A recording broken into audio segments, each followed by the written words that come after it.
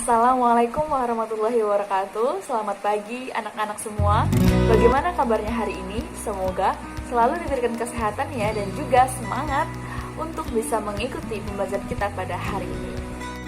Sebelum kita memulai pelajaran, izinkan Ibu untuk memperkenalkan diri Ibu dulu ya. Nama Ibu Mirda Makfuratul Naimah, bisa dipanggil dengan Bu Mirda.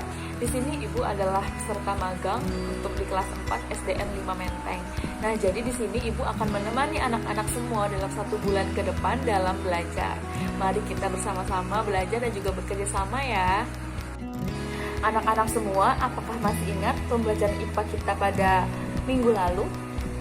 Anak-anak semua, apakah ingat bahwa bunyi itu memerlukan penghantar untuk bisa terdengar? Nah, media penghantar untuk perambatan bunyi itu adalah udara, zat cair, dan benda padat. Nah, anak-anak semua, apakah kalian tahu sifat-sifat bunyi lainnya? Ada yang tahu? Kalau belum ada yang tahu, yuk kita cari bersama.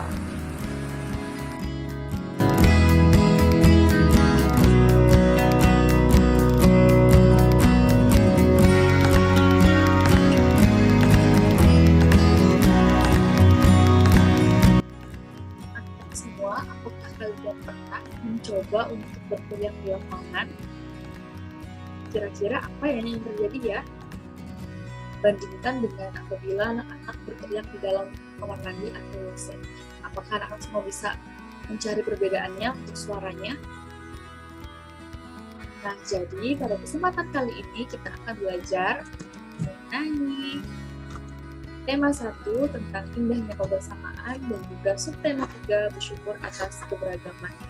Simak video ini dengan baik dan sampai akhir ya, karena pada di akhir video ini Ibu akan memberikan tugas yang harus dikerjakan pada hari ini dan diikuti juga pada hari ini.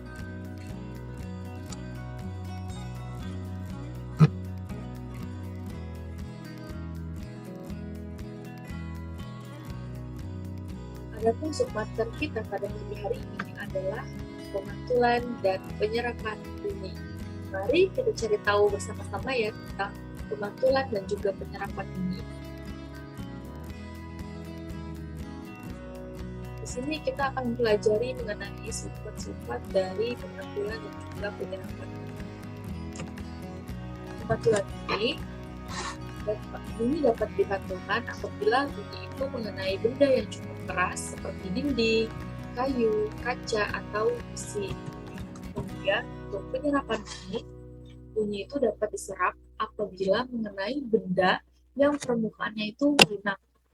Benda yang demikian itu disebut sebagai peredam bunyi. Contoh dari peredam bunyi yaitu ada karpet, kemudian goni, kertas, kain, busa, dan juga wol. Nah, jadi benda-benda tersebut itu dapat digunakan untuk mencegah terjadinya gaung atau pardam.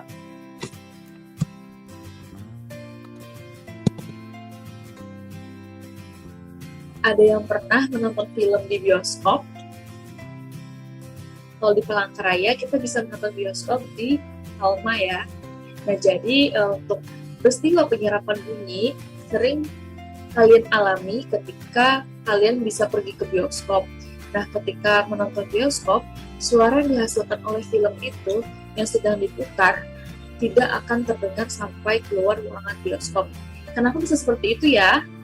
Hal itu dikarenakan dinding dan langit-langit dilapisi oleh peredam bunyi. Gunanya untuk mencegah suara dari film agar tidak keluar ruangan bioskop. Anak-anak semua, tidak hanya bioskop yang menggunakan peredam bunyi, tetapi juga ada gedung pertemuan. Dan ada juga studio rekaman yang juga menggunakan peredam bunyi. Gedung pertemuan dan juga studio rekaman ini menggunakan peredam bunyi dengan dilapisi bahan yang sudah disebutkan tadi. Hal itu dilakukan agar tidak terjadi gaung atau redam.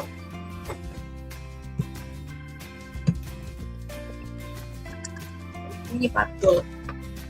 Yang pertama, ada gaung atau kerdam. Gaung atau kerdam ini sering kalian temukan ketika anak-anak memasuki suatu ruangan yang kosong. Di mana ketika kalian memasuki ruangan yang kosong, lalu berteriak, maka akan ada dua suara yang terdengar. Hal itu dinamakan gaung atau kerdam. Coba sekarang setelah menonton video ini, anak-anak silakan memasuki suatu ruangan yang kosong dan berteriak, maka akan ada dua suara yang terdengar. Gaung atau kerdam ini terjadi karena bunyi dipantulkan oleh dinding yang jaraknya itu tidak jauh dari sumber bunyi. Sumber bunyi itu terdapat dari suara kita. Nah, jadi antara kita dan dinding itu tidak saling berjauhan, maka timbullah gaung atau kerdam.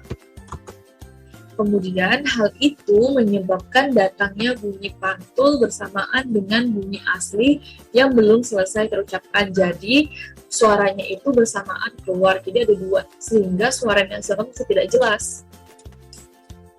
Akibatnya bunyi pantul itu mengganggu bunyi asli sehingga suara terdengar tidak jelas. Nah, ini merupakan contoh video dari suara kerdam atau gaung. Silahkan disimak ya. Sumurnya kering. Sumurnya kering. Sumurnya kering. Macam-macam bunyi pantul yang kedua itu ada gema.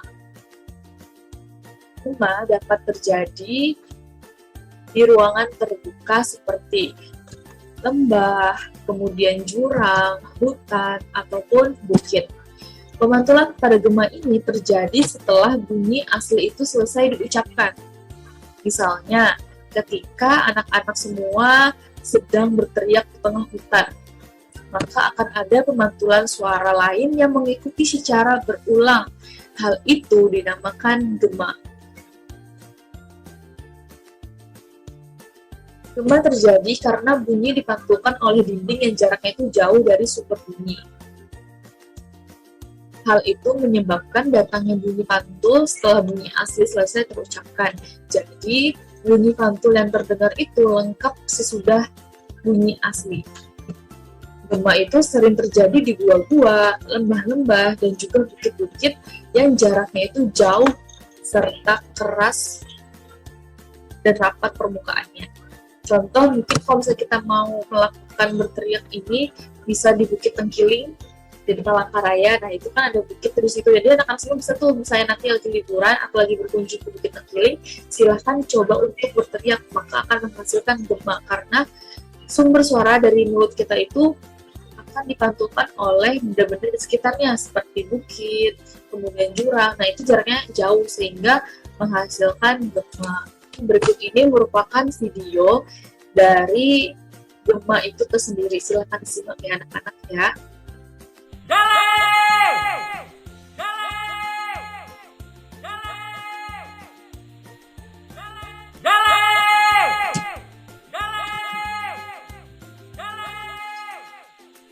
Nah, jadi dapat disimpulkan perbedaan dari kerdam, gaung, atau gema itu dari tempatnya. Kalau misalnya gaung itu sangat berdekatan dengan kita, seperti dalam ruangan yang tertutup, sehingga suara yang dihasilkan itu berbarengan dengan suara asli kita atau dari sumber suara.